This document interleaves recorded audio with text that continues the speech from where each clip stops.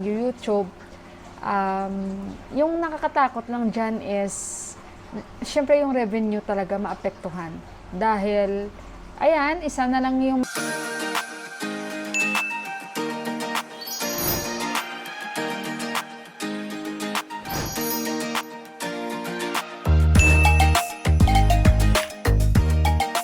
Hello guys! Magandang hapon sa inyo. Happy Thursday sa inyo. Kumusta kayo? Kakakain ko lang ng aking snacks. And ayun, kailangan ko palang uminom ng Ensure kasi ganitong oras ako umiinom. But anyway guys, meron pala akong sasabihin sa inyo. Patungkol ito sa kay YouTube na meron silang pagbabago patungkol sa mga ads. So yung mga ads namin actually guys, alam ko na alam nyo naman na dyan lang kami kumikita, hindi sa views namin. Kasi guys, talagang pag hindi nyo ini-skip yung mga ads, malaking tulong at napakalaking bagay yun sa amin. So please, wag na wag nyo i-skip yung mga ads. And alam ko naman iba sa inyo minsan, sobrang excited manood. So hindi ko rin naman kayo mapi-please. Ngayon guys, i-share ko sa inyo yung bagong in-apply ni YouTube sa mga videos namin. Noon guys kasi, meron kaming mga choices. Pwede kaming maglagay ng mga ads as much na gusto namin i-apply doon sa mga videos namin. And lahat yun skippable, 'di ba? May nakalagay skip ads, 'di ba? Isa baba. Pero ngayon, mayroon si YouTube nilagay yung non-skippable video ads. So, nilagay niya yon and depende na yon sa content creator or vlogger kung i-apply niya yung features na yon sa kanyang mga videos na pinapanood nyo na may nakalagay non-skippable video ads. Means, nag-agree doon yung content creator na yon na i-apply niya sa kanyang video kasi nasa amin na yun eh. Kung i-apply niya yon or hindi. Which is, maganda din naman guys kasi malaking tulong din yun. Tapos, andon pa din yung skippable video ads. So, kagaya nito guys, papakita ko sin. So, ayan. So, nakikita nyo yan. Ito yung skippable video ads and non-skippable video ads. For example, ako, ayoko siyang i-apply. Kasi lahat ng mga videos ko, ini-skip ng mga viewers ko. So, hindi ko siya lalagyan ng tick mark. Ayan. So, ito guys, hindi nyo ito makikita sa mga videos ko na pwede kayong mag-skip ng ads. Yung isa guys, non-skippable video ads. So, kunyari, okay, gusto ko ito apply para may kita ako sa aking YouTube, pero talagang magtsatsaga yung mga manunood ko sa aking mga ads. So, kung gusto ko rin at ayaw ko siyang i-apply, pwede ko rin siyang, ayan, tanggalin. Pag ito guys, yung dalawa na ayaw mo silang i-apply, means wala kang mga ads, wala kang kita. Location of video ads. Nakalagay dito before video. So, ito sila guys, yung before video, pre-roll ang tawag. Makikita nyo yung skippable video ads. So, ito naman yung non-skippable ads during video mid-roll. Diyan nila nilagay yan. Usually, diyan talaga nangyayari yung kwento ng mga content namin, 'di ba? So, para may purpose din guys, so kaya diyan nila nilagay yung non-skippable ads. Para dyan kami lalo may kita. Yung mga excitement, movements ng aming content na sa gitna, 'di ba? So kaya dyan sila siguro nag-decide na dyan nila ilalagay itong non-skippable video. Yan lang yung dalawa, dyan ako nakafocus. Kasi unlike before guys, na lahat ng mga creators, content creators, may mga choices kami na as much as we can, pwede kaming maglagay ng mga ads sa mga videos namin.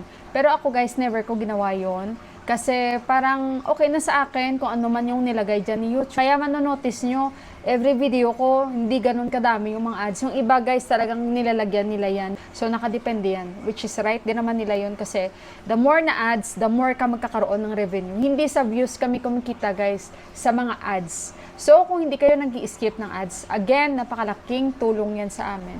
But for me guys, siguro hindi ko i-apply yung non-skippable ads. Para pareho tayong hindi rin mahirapan, ano, and gusto kong maging honest. Pero, kung may mga agree din naman sa inyo, mag-comment kayo. Kaso lang guys, again, napakahirap, hindi kasi lahat pare-pareho. Kasi syempre, hindi ko rin alam kung gaano katagal yung mga non-skippable video ads. So, para safe, doon na lang ako sa skippable video ads. Para kahit paano, may mga choices kayo and hindi torture both sides sa akin at sa inyo din. Kasi syempre pag nilagay ko yung non-skippable ads, baka maboboring na kayo and sa tagal, 'di ba? So, again, lahat kasi hindi natin mapi-please. So, ayoko rin naman mawala ng mga viewers, and siguro sa ganyang pagbabago nila, medyo katakot-takot din naman. Kasi alam nyo, unlike kasi before, napakadami niyan eh. May mga choices lahat talaga. Kung gusto mo gamitin yung mga ads na yan, saan mo sila ilalagay, ganito, ganyan, ganyan. Pero yung skippable ads, guys, i-expect nyo na lang na sa una talaga ma-experience yung ads na yan. So again guys, balik tayo. Medyo, medyo, syempre yan lang yung parang naging bread and butter ko rin, yung pag-YouTube. Yung nakakatakot lang dyan is, syempre yung revenue talaga maapektuhan. Dahil, ayan, isa na lang yung magiging ads mo, which is yung skippable video ads. Hindi ka na, yung control na, guys, no, yung control sa ads, kagaya noon before, sabi ko nga, pwede kaming maglagay ng napakaraming ads sa gusto namin. Sa kahit ilang minuto namin ng mga vlogs, kung gusto namin lagyan ng maraming ads, pwede namin gawin. Ngayon, yung control ads, tinanggal nila. Yan lang yung kanilang guys, tinira.